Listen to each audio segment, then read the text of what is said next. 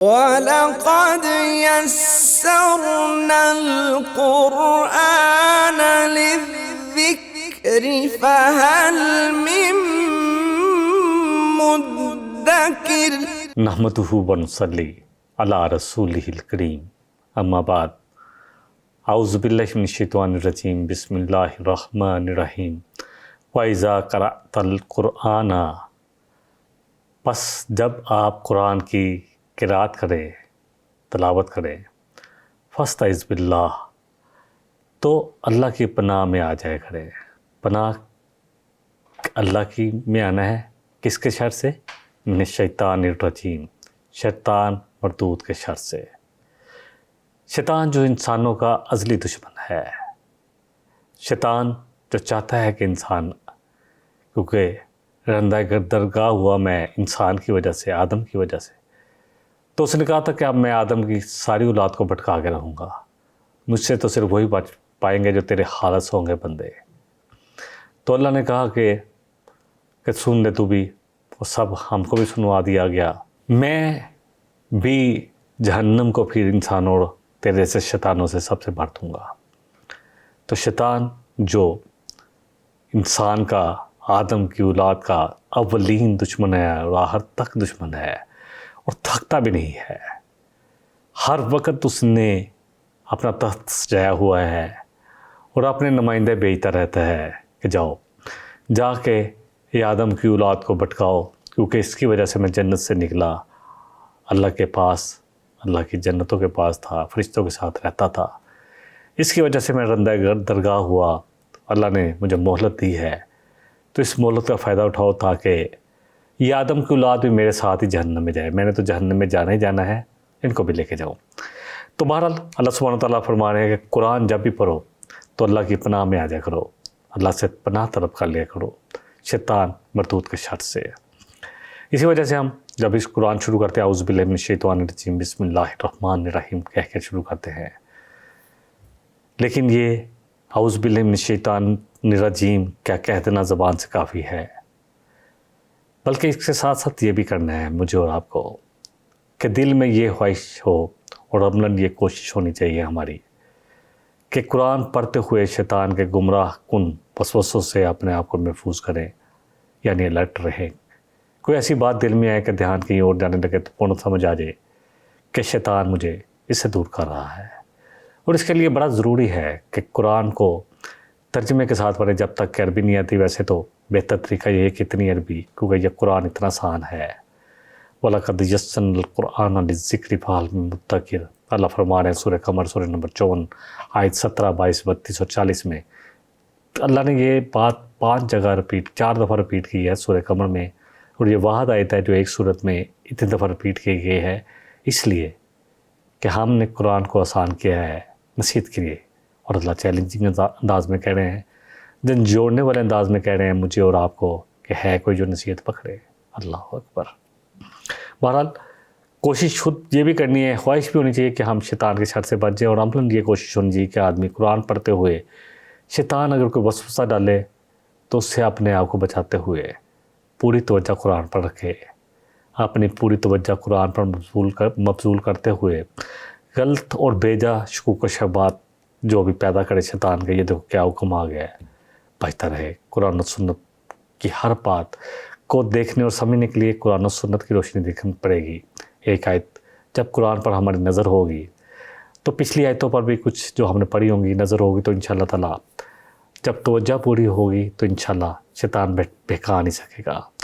اور سب سے بڑی بات، اپنی خواہشات کو مد نظر نہیں رکھنا، خود ساختہ نظریات کی آمیزش نہیں کرنی، قرآن کے الفاظ کو اپنے معنی پہنانے کی کوشش نہیں کرنی کہ میں یہ سمجھاؤں قرآن سے، کیونکہ قرآن کو سمجھنے کے لیے ہم سب کو اپنے آپ کو نبی رحمت صلی اللہ علیہ وسلم صاحب قرآن کے قدموں میں لے آنا ہے کہ آپ نے کیسے سمجھایا، آپ نے اس کے لیے کیا کہا، اور آپ کے صحابہ نے کیسے سمجھا جو کہ بہترین لوگ تھے۔ شیطان سب سے بڑھ کر جس چیز کے در پہ ہے وہ یہی ہے کہ ابن آدم، یعنی وہ آدم کی اولاد جو ہے وہ قرآن کی طرف نہ آئے، کیونکہ قرآن ہی ہے جو ان کو مجھ سے بچا لیتا ہے۔ جب یہ قرآن کو سمجھنا شروع کرتے ہیں ٹوٹی پھوٹی کوششیں کرتے ہیں عمل کی تو میری پہنچ سے نکلتے جاتے ہیں، میرے ہاتھ سے نکل جاتے ہیں۔ یہی وجہ ہے کہ جب قرآن کریم کی طرف انسان رجوع کرتا ہے تو کئی خیال آتا ہے کہ اس کے پیسے دینے تھے۔ یہ نماز میں بھی آپ دیکھیں کتنے خیال آتے رہے۔ شیطان بہکانے کے لیے آدم کی اولاد کو اور اللہ کی اس ہدایت سے روکنے کے لیے اسے فکر و فہم کی غلط راہوں پر ڈال دیتا ہے کہ یہ آیت کا کیا معنی ہے، سمجھے ضرور، پڑھیں، بہت ساری جگہ پہ آپ کو تفصیلات مل جائیں گی۔ اور جب الحمدللہ جب یہ قرآن ایسی چیز ہے، الحمدللہ میں 49 سال کی عمر میں جب قرآن کی طرف آیا، مجھے پڑھنے نہیں آتا تھا، عربی ٹیسٹ نہیں آتا تھا، سمجھنا تو بڑی دور کی بات تھی۔ پھر اللہ سبحانہ و تعالیٰ نے مجھ پر خاص فضل کیا، اس کی عنایت، اس کے کرم مجھ پر اتنے ہیں کہ اللہ نے سب کچھ دیا، بیٹے بیٹیاں، پوتے پوتیاں، نواسے نواسیاں، اچھا کاروبار، الحمدللہ اچھا گھر، سب کچھ اللہ نے دیا۔ اللہ کی اتنی عنایات ہے، لیکن ان سب عنایات پر ان سب سے بڑی جو نعمتیں ہیں جو مجھے ملی، نعمتیں اور رحمتیں مجھ پر ہوئیں، ان میں سب سے بڑی نعمت یہ قرآن ہے۔ اور جب اس کو پڑھنا شروع کیا، کوشش کی کہ ہر آیت کو قرآن کے کانٹیکسٹ اور نبی صلی اللہ علیہ وسلم کی حدیثیں سمجھا جائے کہ اس کے بارے میں آپ نے کیا فرمایا، یہ آیت جو آئی ہے اس کے قرآن میں دوسری جگہ اس کے بارے میں کس طرح اس کو وضاحت کی گئی۔ اس لیے ہمیں قرآن کا مطالعہ جب بھی ہم کریں انتہائی چوکنا رہنا ہے، اور قرآن کے ایک حصے کے ساتھ ساتھ دوسرے حصوں پر بھی ہماری نظر ہونی چاہیے۔ پہلے سٹارٹ میں تو آہستہ آہستہ سمجھتے جائیں، اور پھر جیسے جیسے آپ بڑھتے جائیں گے انشاءاللہ پھر خود ہی ہر چیز واضح ہونی شروع ہو جائے گی۔ پھر انشاءاللہ تعالیٰ پھر بھی اگر کوئی آیت نہیں سمجھ آتی تو اہل علم سے ضرور پوچھیں، کیونکہ پوچھنا جو ہے علم کو بڑھاتا ہے۔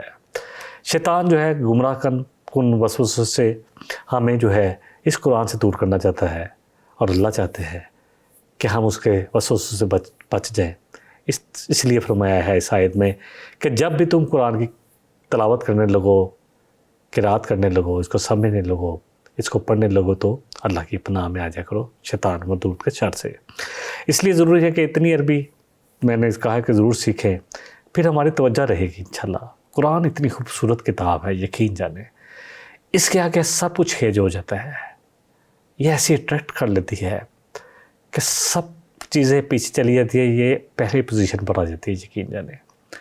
قرآن کھولتا ہوں تو اللہ کا کروڑ شکر ادا کرتا ہوں کہ جب پڑھتا ہوں تو اللہ دل جتنی مرضی محفلیں سجا لے دوستوں کی، رشتہ داروں کی، یقین جانیں کوئی برائی ہوگی، کوئی لطیفے سنائے جائیں گے، واپس آؤ تو دل مردہ۔ اللہ کے نبی صلی اللہ علیہ وسلم کی وہ حدیث من حسن اسلام مرئی کہ کسی شخص نے اپنا دیکھنا ہے اس کا اسلام کتنا خوبصورت ہے تو ہر لا یعنی چیز کو چھوڑ دے۔ اصل بات یہ ہے کہ ہم لا یعنیات میں اتنا پڑ گئے ہیں کہ اب قرآن کی بعض لوگ کہتے ہیں جی قرآن جہاں پر درس ہو رہا ہے تو ان کو نیند آتی ہے کہ جی اپنی طرف سے بنا لیا کہ یہ پھولوں کی سیج ہے۔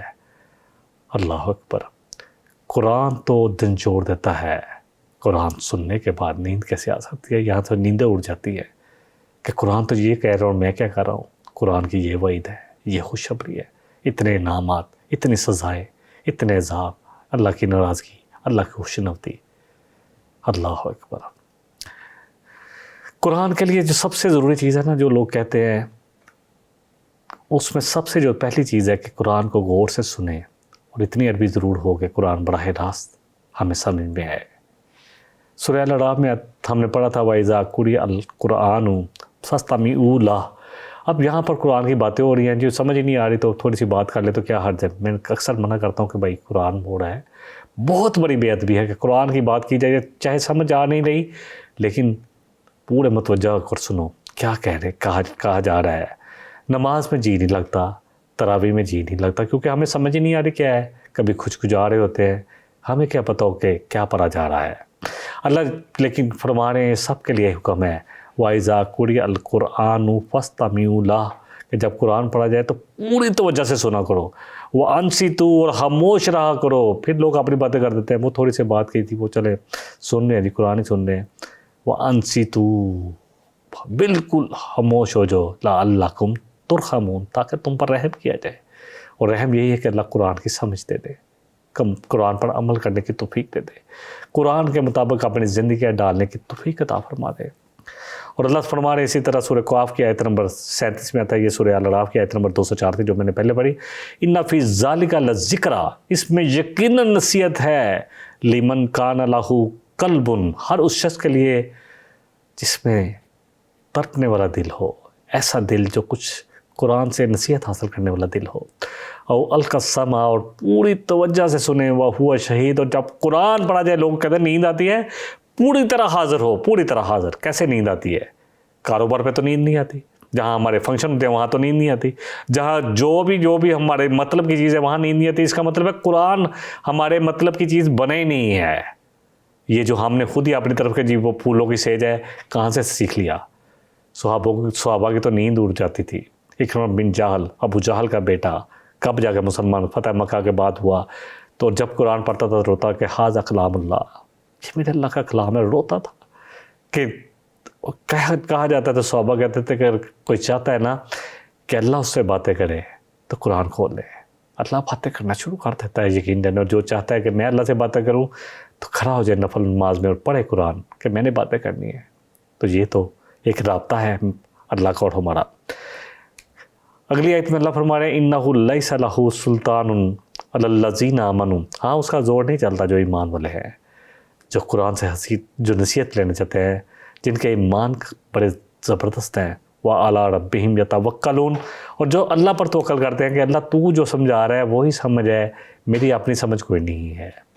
نبی کریم صلی اللہ علیہ وسلم نے فرمایا کہ شیطان انسان کے جسم میں خون کی طرح دوڑتا ہے، اور اس کی فتنہ سازیاں اور اس کے وسوسے سے وہی بچ سکتے ہیں جو اپنے رب پر توکل کرے پورے یقین کے ساتھ کہ یہ ھذا کلام اللہ، یہ میرے اللہ کا کلام ہے۔ قرآن کو پکڑے اور پھر جو بات سمجھ میں آ رہی وہ تو پکڑ لے، اور جو نہیں سمجھ میں آ رہی اس کے بارے میں قرید کر کے پوچھے، لوگوں سے، اہل علم سے پوچھے کہ یہ بات نہیں سمجھ آئی مجھے سمجھا دے، ان پر تسلط نہیں چلتا۔ ابو موسیٰ اشعری رضی اللہ عنہ فرماتے ہیں، بیان کرتے ہیں کہ ہم ایک سفر میں نبی صلی اللہ علیہ وسلم کے ساتھ تھے، بلند آواز میں اللہ اکبر کہہ رہے تھے۔ آج بھی لوگ، بہت سارے لوگ آپ دیکھیں گے اس طرح کی باتیں کرتے ہیں۔ تو نبی صلی اللہ علیہ وسلم فرمایا کہ لوگوں اپنے نفسوں کے ساتھ نرمی کرو، نہ تو تم کسی بہرے کو پکار رہے ہو، نہ کسی غائب کو تم پکار رہے ہو، وہ تو تم جس کو پکارے ہو وہ تمہارے ساتھ ہے، تمہاری ہر بات کو شارک سے بھی زیادہ قریب ہے۔ آپ صلی اللہ علیہ وسلم فرمایا کہ کیا میں تمہیں ایک ایسا کلمہ نہ بتاؤں جو اللہ کے خزانوں میں سے ایک خزانہ ہے؟ تو ابو موسیٰ اشعری کہتے ہیں کہ میں نے پوچھا اللہ کے رسول کیوں نہیں، ضرور بتائیں۔ فرمایا لا حول لا قوت الا باللہ، اور ہم کب پڑھتے ہیں لا حول لا قوت الا باللہ؟ جیسے کوئی بات لا حول لا قوت الا باللہ، ایسا لگتا ہے کہ اللہ معاف کرے، کیا پڑھ رہے ہیں؟ اللہ اکبر۔ اس کلمے کو سمجھ لیں، لا حول، کوئی پاور، کوئی استاد، کوئی طاقت نہیں، ولا قوت، اور کوئی قوت نہیں کسی میں ما سوائے اللہ کے۔ جب یہ یقین ہو جائے نا، پھر کوئی غم تنگ نہیں کرتا، پھر کوئی خوشی پر بندہ اتراتا نہیں کہ یہ سب کچھ تو اللہ نے دیا، میرا کیا ہے؟ بس اللہ کا شکر ادا کرے اور اللہ سے رحم مانگتے تھے۔ اللہ سے عافیت تو مانگنا ہمارا حق ہے۔ اللہ کا جو ہے نا بندہ بن کے رہنا، اس کی فرما برداری کرنا، یہ اللہ کا ہم پر حق ہے، ہم پر حق ہے کہ ہم ادا کریں اس حق کو۔ امام نبوی رحمۃ اللہ علیہ نے لکھا کہ اس کلمے کا معنی یہ ہے کہ بندہ اپنے آپ کو سرنڈر کر دے، سپرد خدا کر دے، اللہ کے سپرد کر دے، اللہ اکبر، اور اس کی بارگاہ میں سر تسلیم ہم کرتے ہوئے کہے کہ اللہ جو تو چاہے گا وہی کروں گا، اور یہ یقین کر لیا جائے کہ اللہ کے سوا کوئی خالق نہیں، کسی کا حکم نہیں چلتا، کوئی بھی نعمت نہیں مل سکتی اس کے حکم کے بغیر، اور کوئی نقصان نہیں ہو سکتا اس کے حکم کے بغیر، اور بندہ کس چیز کا مالک نہیں ہے۔ اور جنت کے خزانوں کا معنی یہ ہے کہ جو جنت کا خزانہ کہ اس کے پڑھنے کا ثواب بہت بلند ہے، بہت قیمتی ہے۔ لا حول لا قوت الا باللہ۔ آیت نمبر 100 میں اللہ فرما رہے ہیں، ہاں یہ تو ان کا کن کے اوپر یہ چھا جاتا ہے یا کن کو قابو میں کر لیتا ہے شیطان، ان پر حکومت کرتا ہے، ان پر جو ہے قابو کر لیتا ہے جو اس کو خود ہی دوست بنانا چاہتے ہیں، والذین ھم بہ مشرکون، اور وہ جو اللہ کے ساتھ شریک کرتے ہیں، جو سمجھتے ہیں کہ میرے علم نے مجھے بچا لیا، جو سمجھتے ہیں میرے مال نے بچا لیا، جو سمجھتے ہیں فلاں ہستی نے مجھے بچا لیا، یہ سب شرک ہیں۔ میرے مال نے مجھے بچا لیا، تیسو عبد الدینار و عبد الدرہم، آپ نے فرمایا کہ تباہ ہوا درہم اور دینار کا بندہ جو اپنی خواہشات کے بندے بنے ہوئے ہیں۔ ارائیتا من اتخذ الہہ ہواہ، کیا آپ نے اس شخص کو دیکھا نبی صلی اللہ علیہ وسلم جس نے اپنی خواہش نفس کو ہی اپنے الہ بنا لیا؟ اللہ اکبر۔ اور پوچھا جا رہا ہے کہ کیا آپ اس کی وکالت کریں گے قیامت والے دن؟ سورہ فرقان کی آیت ہے۔ بہرحال شیطان کے دوست وہ ہیں جو اس کے باتوں کو قبول کر لیتے ہیں، جو خیال ڈالتا ہے اور اس میں لذت محسوس کر کے سمجھتے ہیں کہ یہ کام کیا جائے، یعنی جن کے دل جب کسی برے کام کو کرنے یا گناہ کا ارادہ کرتے ہیں تو اس پہ درپڑ ہو جاتے ہیں اور پھر کر کے رہتے ہیں۔ ان کی ضمیر کی آواز چاہے ان کو کچھ چوچے لگاتی ہے کہ نہ کرو، لیکن نفس پر شیطان ایسا چاہتا ہے کہ پھر اس آواز کو دبا کر اللہ کی نافرمانی والا کام کر لیتے ہیں، یعنی شیطان کی دعوت کو قبول کر لیتے ہیں اور اللہ کی ہدایت قرآن و سنت کو، اس کی دعوت کو جھٹلا دیتے ہیں۔ اور یہ کب ہوتا ہے؟ جب ہم اللہ کی نصیحت سے، اس قرآن سے دور ہوتے ہیں، اس کو سمجھنے سے، اس کو عمل کرنے سے دور ہوتے ہیں۔ وَمَن یَعْشُ عَن ذِکْرِ الرحمن، جو رحمان کی نصیحت سے کنی کترائے، غفلت برتے، نُقَيِّضْ لَهُ الشَّيْطَانَ، تو اللہ اس کے لیے ایک شیطان مقرر کر دیتے ہیں۔ وَهُوَ لَهُ قَرِينٌ، تو وہ بھی اسی کا ساتھی بن جاتا ہے، جو وہ کہتے ہیں، وہ جو شیطان کہتا ہے وہی کرنا شروع کر دیتا ہے۔ دیکھیں آج یہ قرآن جو ہے نا، صحابہ کرام اللہ اکبر رضوان اللہ اجمعین، اللہ سب سے راضی ہو، اور وہ سب اللہ سے راضی تھے، اللہ کی ہر بات سے راضی تھے۔ ایک ہفتے میں ختم کرتے تھے، 7 دن 7 منزل کے حساب سے۔ پھر آہستہ آہستہ کمزوری آئی تو پھر جو علماء کرام تھے، جو بعد والے ماشاءاللہ علماء تھا، انہوں نے کہا اس کو 1 مہینے میں پاروں میں تقسیم تو بہت بات کی بات ہے۔ زبان عربی تھی، ہماری تو زبان عربی نہیں ہے، اور ایک ایک لفظ سمجھ میں آتا تھا، ڈیپتھ میں سمجھتے تھے، پھر بھی ہر ہفتے پڑھتے تھے، اس کو مکمل کرتے تھے، کیونکہ ان کو پتہ تھا یہ تو ہمارا کورس ہے جو ہمیں بچائے گا شیطان سے۔ اور ہم اللہ اکبر رمضان میں پڑھنے کا ارادہ کرتے ہیں، وہ بھی کئی پڑھتے ہیں کئی نہیں پڑھتے، اور بغیر سمجھے پڑھتے ہیں، صرف ایصال ثواب کے لیے۔ اللہ اکبر، حصول ہدایت کے لیے نہیں پڑھتے، حالانکہ اس کو ہدایت کی کتاب ہے۔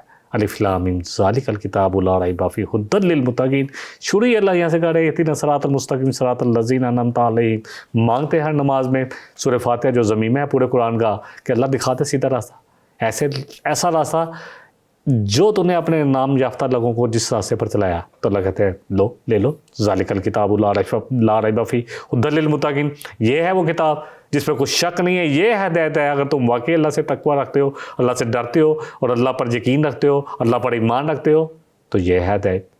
لیکن پھر بھی کتنی امت کتنا قرآن پڑھتے ہیں، اللہ اکبر۔ اگلی آیت 1 نمبر آیت میں اللہ فرمانے وَإِذَا بَدَّلْنَا آیَةً مَكَانَ آیَةٍ، جب ہم ایک آیت کی جگہ دوسری آیت لے آتے ہیں، وَاللَّهُ أَعْلَمُ بِمَا يُنَزِّلُ، اور اللہ خوب جانتا ہے اس نے پہلے کیا نازل کیا تھا اور اب کیا نازل کر رہا ہے۔ قَالُوا إِنَّمَا أَنْتَ مُفْتَرٍ، کہتے ہیں کہ یہ تو آپ اپنی طرف سے کر لیتے ہیں، آج پہلے کہہ رہے تھے یہ حکم ہے، آپ یہ حکم ہے، بل اکثرهم لا یعلمون، اصل بات یہ ہے کہ ان کی اکثریت جانتی نہیں ہے۔ قرآن میں کسی آیت کا منسوخ ہو جانا، اس کی جگہ دوسرا حکم آ جانا۔ قرآن شروع میں نازل ہوا تو کچھ چیزیں جو تھی اس کے حالات کے مطابق نازل ہو رہی تھی۔ انشاءاللہ اس پر میں کچھ آیتیں بیان کروں گا اللہ کے فضل سے، اور سمجھ میں آ جائے گی بات۔ کچھ نرمی والے رخصت والے، جیسے جہاد کا حکم نہیں آیا تھا، سورہ نساء میں کفو ایدیکم کہا گیا کہ اپنے ہاتھ فی الحال باندھے رکھو، کوئی ریزسٹنس نہیں کرنی۔ آپ کے سامنے، نبی صلی اللہ علیہ وسلم کے سامنے حضرت یاسر کو اور سمیہ اللہ کو جو پہلی شہید ہیں اور پہلے شہید ہیں، ان کو بے دردی سے قتل کیا گیا، اور آپ کہتے تھے اے آل یاسر صبر کرو، تمہارے لیے جنت ہے۔ اللہ اکبر۔ بہرحال ایسی آیت جس میں سختی ہوتی تو بعد میں ایسی آیت آتی جس میں کوئی حکم آیا تھا کہ پہلے جس سے کہا کرتے رکے رہو، اب حکم آیا تھا تو کفار مکہ جو تھے کہتے، قریش کہتے کہ یہ تو محمد صلی اللہ علیہ وسلم اپنی طرف سے کر لیتے ہیں، ورنہ یہ اللہ کا کلام ہوتا تو تبدیلی کیسے ہوتی، جو حکم آیا تھا وہی رہتا ہے۔ تو اللہ فرما رہے ہیں کہ اللہ ایک کی جگہ دوسرا حکم لے آتے ہیں، اللہ قادر ہے، مطلق ہے۔ کسی آیت کا منسوخ ہونا، دوسرا حکم نازل ہونا، اس کا مطلب ہے کہ اب پہلا حکم جو اسی عرصے کے لیے تھا، اب اس کی مدت مکمل ہوئی، اب دوسرا حکم واجب العمل ہے۔ اللہ عالم الغیب ہے، بدلتے ہوئے حالات، جو نبی صلی اللہ علیہ وسلم کا ایک مشن چل رہا تھا پورے کا پورا، کس لیے؟ والذی ارسل رسولہ بالہدا ودین الحق لیظہرہ علی الدین کلہ، کہ پورے کا پورا ایک نظام قائم کر کے دکھا دیا جائے، کیونکہ رسول آخری تھے۔ اللہ فرما رہے سورہ شورى میں کہ ہم نے یہ چیز ابراہیم علیہ السلام اور اسی طرح نوح علیہ السلام سب کے کیا، کہ اس میں کوئی تفریق نہیں تھی، لیکن کر کے کس نے قائم کر کے کس نے دکھایا؟ محمد رسول اللہ نے صلی اللہ علیہ وسلم، کیونکہ آپ کے بعد کسی رسول نے نہیں آنا تھا۔ اللہ نے یہ اپنا دین مکمل کر کے دکھا دیا، پورے کا پورا عمل کر کے نبی صلی اللہ علیہ وسلم اور صحابہ نے کر کے دکھا دیا۔ دیکھیں سورہ البقرہ میں اس پہ کافی ڈیٹیل سے بات کی تھی، الحمدللہ۔ ما ننسخ من آیت، کہ اللہ کہتے ہیں ہم نہیں منسوخ کر دے کوئی آیت، اور ننسیہا، یا اس کو بلا دیتے ہیں ناتی بخیر منہا او مثلہا، تو اس جیسی اور لے آتے ہیں یا اس سے بہتر لے آتے ہیں۔ علم تعلم، کیا نہیں جانتے تم لوگ؟ ان اللہ علی کل شیء قدیر، کہ اللہ ہر چیز پر قدرت رکھتا ہے۔ سورہ البقرہ کی آیت نمبر 106 میں مثال کے طور پر شراب کا پہلا حکم آیا کہ لوگوں یا سالونہ کا انل خمری، یہ آپ سے پوچھتے ہیں شراب کے بارے میں، سورہ البقرہ میں ہم نے پڑھا، تو آپ کہیں کہ اس میں لوگوں کے لیے کچھ فائدے ہیں، لیکن اس کے نقصان جو ہیں وہ فائدوں سے بہت زیادہ ہیں۔ اب صحابہ کو سمجھ میں آ گئی کہ شاید اب حرام ہو گئی۔ پھر سورہ نساء میں آیا کہ جب تم نماز کے لیے جاؤ تو جب تم نشے کی حالت میں ہو تو نماز کے قریب نہ جاؤ، تو اب سمجھ میں آ گئی کہ آپ نے نماز تو پڑھنی ہے، تو نشے کی حالت میں کوئی تو شراب تو وصوت بھی بند ہو گئی۔ پھر سورہ المائدہ میں حتمی حکم آیا کہ اب باز آتے ہو کہ نہیں آتے۔ اسی طرح جہاد کے بارے میں پہلے کہا گیا الم تر الی الذین قیل لہم کفوا ایدیکم، کہا گیا ان لوگوں سے کہ پہلے تم اپنے ہاتھ روکے رکھو، واقیموا الصلاۃ وآتوا الزکاۃ، نماز قائم کرتے رہو اور زکوٰۃ دو، فلما کتب علیہم القتال، پھر جب قتال فرض کر دیا گیا، سورہ البقرہ کی آیت ہے، میں ترجمہ بیان کر دیتا ہوں کہ تم پر جہاد فرض کر دیا گیا۔ ہو سکتا ہے کوئی چیز تمہیں پسند ہو اور اللہ کے ہاں وہ زیادہ محبوب نہ ہو، اور جو تم جس کو ناپسند کر رہے ہو یعنی جہاد کو اللہ کے ہاں زیادہ محبوب تر ہو، اللہ جانتے اور تم نہیں جانتے۔ بہرحال یہاں پر کہا گیا پہلے سورہ نساء میں کہ کفوا ایدیکم واقیموا الصلاۃ وآتوا الزکاۃ فلما کتب علیہم القتال اذا فریق منہم یخشون الناس کخشیۃ اللہ، پھر جب اللہ نے فرض کر دیا تو ڈر رہے تھے جیسے لوگوں سے جیسے اللہ سے ڈرنا چاہیے، اور خوف تو اللہ کا ہونا چاہیے۔ آج مسلمان جہاد پہ کھڑے ہو جائے، یہ جو کچھ ہو رہا ہے نا، کیا ہے اسرائیل کتنا ہے، اللہ اکبر، ہم مسلمانوں کی تعداد کے مقابلے میں وہ 1% بھی نہیں بنتا، لیکن ایسی دنیا کی محبت، ایسی جہاد سے نفرت ہو گئی۔ حب الدنیا و کراہیت الموت ایسا آیا ہم میں۔ مسند احمد کی حدیث سے اکثر بیان کرتا ہوں کہ وہ اقوام عالم تم پر ٹوٹ پڑیں گے جیسے بھوکے دسترخوان پر۔ وہاں پوچھا کہ تعداد میں بہت کم ہوں گے، کہا تعداد میں تو تم بہت زیادہ ہوگے، لیکن تم میں وہن پیدا ہو جائے گا۔ پوچھا مل وہن یا رسول اللہ، یہ وہن کیا ہے؟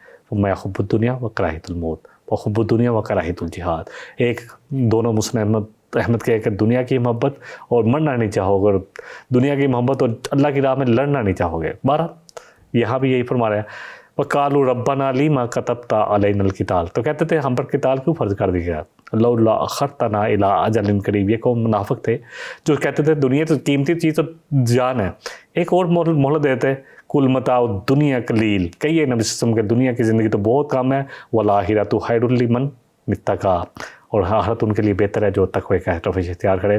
ایک اور آیت لے لیتے ہیں، کل نزلہ روح القدس، کہیے کہ اس قرآن کو اللہ نے نازل کیا ہے روح قدس کے ذریعے، میرے ربی کا، آپ میرے رب کی طرف سے، بالحق حق ہے، لیثبت الذین آمنوا، تاکہ جمائے رکھے ایمان والوں کو، وہدی و بشریٰ للمسلمین، اور ہدایت ہے اور کیا ہے؟ بشارت ہے، جنت کی خوشخبری ہے جو سر تسلیم ہم کر لیں۔ روح القدس سے مراد جبریل امین ہے، سورہ شعراء میں پڑھیں گے نزل بہ الروح الامین علی قلبک لتکون من المنذرین، کہ یہ قرآن آپ پر روح امین کے ذریعے نازل کیا گیا آپ کے دل پر، تاکہ آپ لوگوں کو خبردار کرنے والے بن جائیں۔ اب قیامت تک جہاد رہے گا، یہ ختم نہیں ہوگا، اور نبی صلی اللہ علیہ وسلم نے فرمایا کہ میری امت کا ایک گروہ تو قیامت تک جہاد کرتا رہے گا، اور یہ قرآن سراسر ہدایت بھی ہے، اللہ فرما رہے ہیں حق ہے، حکمت پر مبنی ہے، اور اس کی ہدایت کو جو قبول کریں گے، جو بھی آ جائیں گے، میں اور آپ، ان سب کے لیے جنت کی بشارتیں ہیں۔ اللہم جعلنا منہم، اللہ ہم سب کو اس کی ہدایت کی طرف آنے کی توفیق عطا فرمائے، اور اس سے ہدایت لے کر اس کے مطابق اپنی زندگی کو استوار کرنے کی توفیق عطا فرمائے۔ وآخر دعوانا ان الحمد للہ رب العالمین۔ إن هذا القرآن يهدي للتي هي أقوم ويبشر المؤمنين الذين يعملون الصالحات أن لهم أجرا كبيرا